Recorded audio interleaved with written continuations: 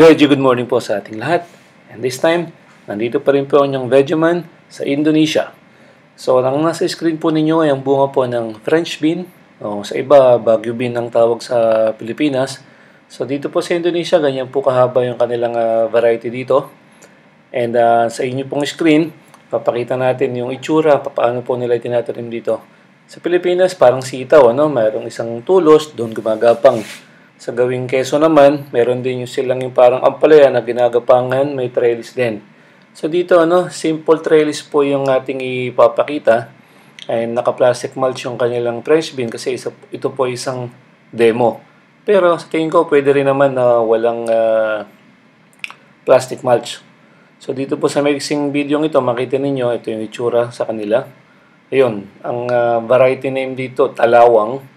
Marami pong magbunga, kumpul-kumpul yan. So, nakatrellis yan. Ang daming bunga yan, isang puno, yung pinapakita natin. Anda-anda na po, layer by layer yung bunga, ang dami. So, ayan, merong kawayan.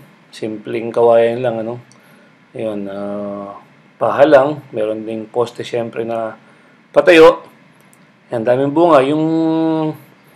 Itong variety nila, malinis to sa kalawang kasi yung rust na tinatawag. Kasi ito po, meron daw pong resistance. So, napakaganda po ng variety na ito. Sa Pilipinas, meron na rin in-introduce yung East West Philippines na bago. At matibay din daw po yun sa kalawang. So, makita nyo, ayan, malinis, walang damo. Kasi nga, merong plastic mulch.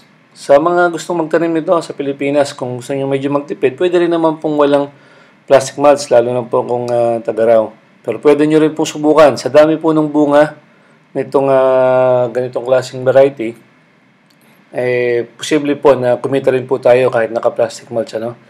Sa area po dito, it's around 460 meters ang taas nito. So, lowland pa rin po ito. So, pwede po ito sa Pilipinas. Meron po mga variety dyan na pwede po ninyong subukan. So, ayun po yung loob ng plan ng taniman.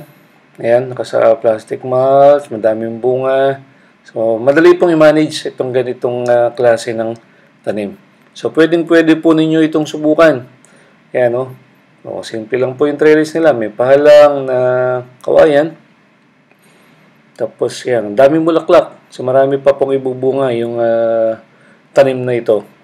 So, sa tingin ko, worth it po yung ginagawa nilang trellis. Kasi minsan sa atin, napapabayaan eh.